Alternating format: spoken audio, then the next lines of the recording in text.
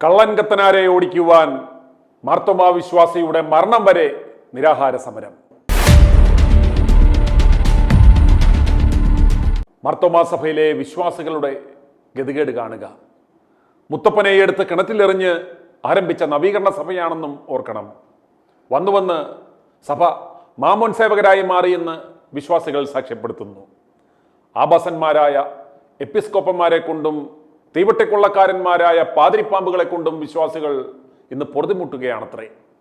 ഈ വരുന്ന ഫെബ്രുവരി 4-ാം തീയതി മാർത്തോമാ സഭയുടെ തിരുവനന്തപുരം കൊല്ലം ഭദ്രാസനത്തിൽപ്പെട്ട പേരൂർക്കട എബനേസർ മാർത്തോമാ പള്ളിയിലെ ഇടവാംഗവും ഈ വർഷത്തെ അക്കൗണ്ട് ട്രസ്റ്റിയുമായ ഡോക്ടർ സന്തോഷ് മാത്യു തൻ്റെ ഇടവകയിലെ തീവട്ടിക്കൊള്ളക്കാരനായ ഇടവക വികാരി പ്രസാദ് പൊന്നച്ചനെ അദ്ദേഹം നടത്തിയ സകല സാമ്പത്തിക തട്ടിപ്പുകളുടെയും തെളിവുകളടക്കം ഭദ്രാസന എപ്പിസ്കോപ്പയായ ഐസക് മാർ പീലക്സീനോസിനെ രേഖാമൂലം അറിയിച്ചിട്ടും യാതൊരു നടപടിയും എടുക്കാതെ ഇടവകക്കാരെ അപലപിച്ചുകൊണ്ടാണ് അദ്ദേഹം മരണം വരെ നിരാഹാരമനുഷ്ഠിക്കുവാൻ പോകുന്നത്.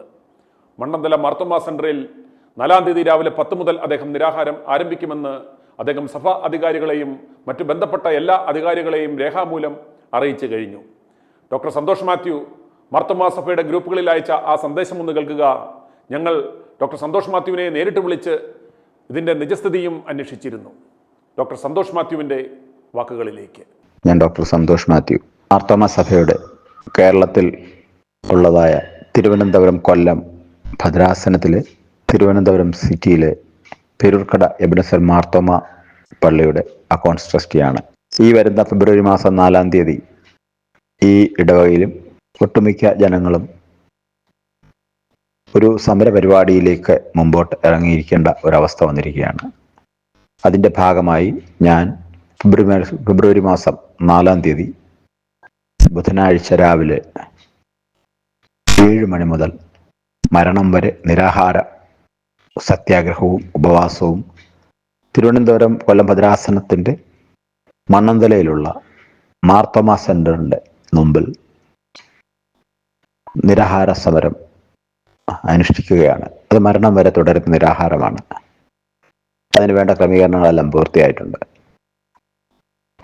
ഇതിൻ്റെ പശ്ചാത്തലം ഇപ്പോഴത്തെ ഇടവക വികാരിയോ സ്ഥലം മാറ്റാനോ ലീവ് എടുക്കാനോ സഭയ്ക്ക് ദോഷവും അപമാനവും വരാത്ത, ഇടവകയ്ക്ക് ദോഷം വരാത്ത ഏതെങ്കിലും ഒരു മാർഗം സ്വീകരിക്കാൻ ബഹുമാനപ്പെട്ട എപ്പിസ്കോപ്പയോടും എപ്പിസ്കോപ്പയുമായി ഉള്ള നിരന്തരമായ മീറ്റിങ്ങുകൾ പരാജയപ്പെട്ടപ്പോൾ ബഹുമാനപ്പെട്ട മെത്രാപ്പോലീത്തയോടും ആവശ്യപ്പെട്ടിരുന്നു. എന്നാൽ ദൗർഭാഗ്യമെന്ന് പറയട്ടെ, സാധുക്കളായ ഇടവക ജനങ്ങളുടെ രോദനം, സത്യവും നീതിയും എവിഡൻസും കൊടുത്തുള്ള രോദനം കേൾക്കുവാൻ ബഹുമാനപ്പെട്ട എപ്പിസ്കോപ്പയ്ക്ക് കഴിയാതിരിക്കുകയും സഭാ നേതൃത്വത്തിന് തയ്യാറാകാതിരിക്കുകയും ചെയ്യുന്ന അവസ്ഥയിൽ ഇതല്ലാതെ ഒരു മാർഗമില്ല എന്ന് തിരിച്ചറിഞ്ഞിരിക്കുന്നു. വ്യാജരേഖ ചമച്ച് സാമ്പത്തിക തട്ടിപ്പ് നടത്തുക, അതിന് കൂട്ടുനിൽക്കുക, അതുപോലെ സഭാജനങ്ങളോട് മോശമായി പെരുമാറുക, മാർത്തോമാ വിശ്വാസത്തിന് എതിരായിട്ടുള്ള പേഴ്സണൽ പ്രൊഫൈൽ, സഭ്യമായ ഭാഷയിൽ പറയാവുന്ന കാര്യങ്ങൾ ഇങ്ങനെയൊക്കെയാണ്. ഇത് നിരന്തരമായി അനുഭവിച്ചുകൊണ്ടിരിക്കുമ്പോൾ, ഈ ഇടവകയിലെ ജനങ്ങൾ പീഡനം അനുഭവിക്കുമ്പോൾ അത് എപ്പിസ്കോപ്പയെ അറിയിച്ചു. നടപടി ഉണ്ടായില്ല. ലോ ആൻഡ് ഓർഡറിലേക്ക് പോകുന്നതിന് മുമ്പ് നേതൃത്വം തീരുമാനമെടുക്കാനൊക്കെയാണ് അപേക്ഷിച്ചിട്ട് എടുക്കാത്ത അവസരത്തിൽ 4-ാം തീയതി ഇത്തരം ഒരു സമര പരിപാടിയിലേക്ക് പോകാൻ തയ്യാറെടുത്തു. അതിന് വേണ്ടതായ ഗവൺമെൻറ്റിൻ്റെ ഭാഗത്തു നിന്നുള്ള എല്ലാ നോട്ടീസുകളും കൊടുത്തു. 4-ാം തീയതി രാവിലെ ആ സമരം ആരംഭിക്കുന്നു. ഇതിന് മുന്നോടിയായിട്ട് ധാരാളം പേര് ബന്ധപ്പെട്ടിരുന്നു. കേരളത്തിലെ 7ഓളം ഇടവകകളിലെ ജനങ്ങൾ ആ സമരത്തിൽ പങ്കെടുക്കാൻ തയ്യാറായിട്ടുണ്ടെന്ന് അറിയിച്ചാൽ ഇപ്പോൾ ഇത് കേൾക്കുന്ന അവരോടുള്ള പ്രത്യേകം നന്ദി അറിയിക്കുന്നു. വരുന്നവർ ട്രാഫിക് പ്രശ്നങ്ങൾ ഉണ്ടാക്കാതെ 9 മണിക്ക് മുമ്പായി സമരപന്തലിൽ എത്തിച്ചേരാൻ ആഗ്രഹിക്കുന്നവർക്ക് വരാം. ആരും നിരാഹാരം പരസ്പരം ഫോഴ്സ് ചെയ്യരുത്. ഇപ്പോൾ ഞാൻ മാത്രമാണ് നിരാഹാരം, മരണം വരെ നിരാഹാരം ഇരിക്കുന്നത്. ആരും ഈ നിരാഹാരം ഇരിക്കാൻ സ്വന്തമായി ആഗ്രഹിക്കാത്ത ആരെയും ഫോഴ്സ് ചെയ്യരുത്. കുട്ടികൾ നിരാഹാരത്തിൽ പങ്കെടുക്കരുത്, ഉപവാസത്തിൽ പങ്കെടുക്കരുത്, ഡിഫറൻ്റ്ലി ഏബിൾഡ് ആയിട്ടുള്ളവർ പങ്കെടുക്കരുത്. അപ്പോൾ സമാധാനപരമായിട്ട് മുമ്പോട്ട് നടന്നാണ് ഇതിനുള്ള നോട്ടീസുകളെല്ലാം കൊടുത്തു കഴിഞ്ഞു. ഇതൊരിക്കലും അക്രമോത്സുകമായ ഒരു സമരമുറയല്ല. ബഹുമാനപ്പെട്ട വികാരിയെ സ്ഥലം മാറ്റുക, അല്ലെങ്കിൽ ലീവ് എടുത്ത് പോവുക, എന്തെങ്കിലും ഉചിതമായ തീരുമാനം ഈ ഇടവകയിൽ നിന്ന് മാറ്റി ഈ ഇടവകയെ രക്ഷിക്കാനാണ് ഇത് ചെയ്യുന്നത്. പേരൂർക്കട ബെൻസർ ഇടവകയെക്കുറിച്ച് പറഞ്ഞാൽ ഒരു പ്രായമായവരാണ് എല്ലാവരും. റിട്ടയറായ ജീവിതത്തിൻ്റെ ഒരു 50% പേര് നല്ല സീനിയർ സിറ്റിസൺസ് ആണ്.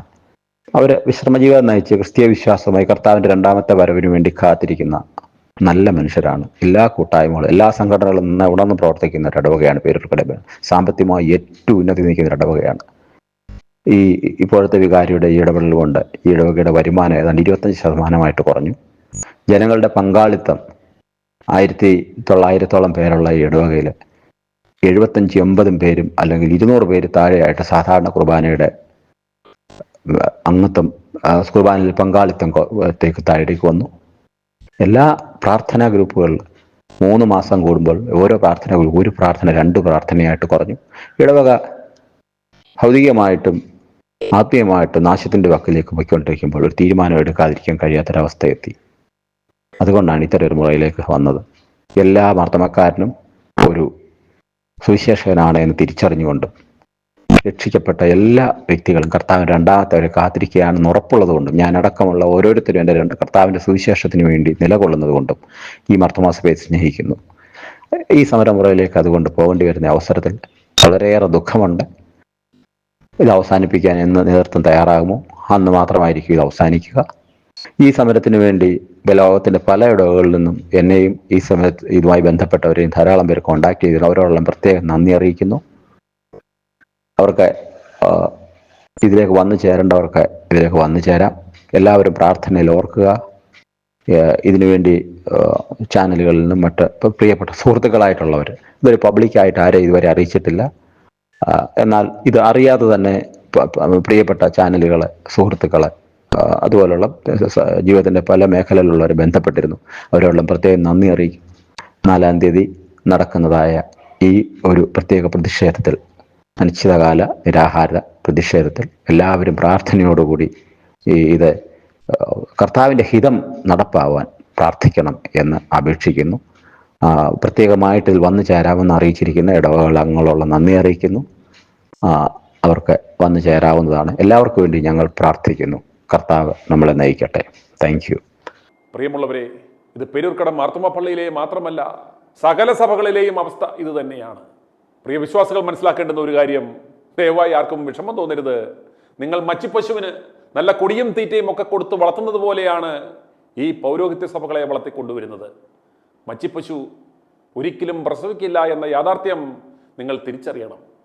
ഇന്ന് പ്രസവിക്കും നാളെ പ്രസവിക്കും എന്ന് കരുതി മുണ്ണവിശ്വാസികൾ ഇവരെ ശാപ്പാട് കൊടുത്ത് വളർത്തിക്കൊണ്ടേയിരിക്കുന്നു. അവസാനം ഇതിനെ കിട്ടിയ വിലയ്ക്ക് പിടിച്ച് അറക്കുവാൻ കൊടുക്കും എന്ന് പറയുന്നത് പോലെ ഇതിലൊന്നും ഒരു ദൈവികതയും ഇല്ല എന്ന് നിങ്ങൾ തിരിച്ചറിയുമ്പോഴേക്കും നിങ്ങളുടെ ജീവൻ പോയിരിക്കും. പിന്നെ നിങ്ങളുടെ മുണ്ണക്കുഞ്ഞുങ്ങളും ഇവന്മാരുടെ പിന്നാലെ പോയി ഇതേ അവസ്ഥയിലായിത്തീരും. അതുകൊണ്ട് ദയവായി എൻ്റെ പ്രിയപ്പെട്ട മുണ്ണ അച്ചായന്മാരെ, ഇവന്മാർ വെറും മച്ചിപ്പശുക്കളാണ് എന്ന് തിരിച്ചറിഞ്ഞ് ഇവന്മാരുടെ ചുറ്റും നിന്ന് വട്ടം കറങ്ങാതെ രക്ഷപ്പെട്ടുകൊള്ളുവിൻ. നിന്റെ ഭവനം നിന്റെ ദേവാലയമാകട്ടെ. അവിടെ ഇരുന്ന് നിങ്ങൾ കുടുംബസമേതം പ്രാർത്ഥിച്ചാൽ സ്വർഗസ്ഥനായ പിതാവ് അത് കേൾക്കും. പാമ്പിന് പാല് കൊടുക്കുന്നത് പോലെ, മച്ചിപ്പശുവിന് തീറ്റ കൊടുക്കുന്നത് പോലെ പാതിരിപ്പാമ്പുകളെ വളർത്തല്ലേ എന്ന് ഞാൻ അഭ്യർത്ഥിക്കുകയാണ്. ദയവായി ആലോചിക്കുക, ചിന്തിക്കുക, പ്രാർത്ഥിക്കുക. i2i News, an eye for truth. i2i News subscribe ചെയ്തിട്ടില്ലാത്തവർ ഇപ്പോൾ തന്നെ സബ്സ്ക്രൈബ് ചെയ്യുക. നോട്ടിഫിക്കേഷൻ ലഭിക്കുവാൻ ബെൽ ബട്ടണും അമർത്തുക.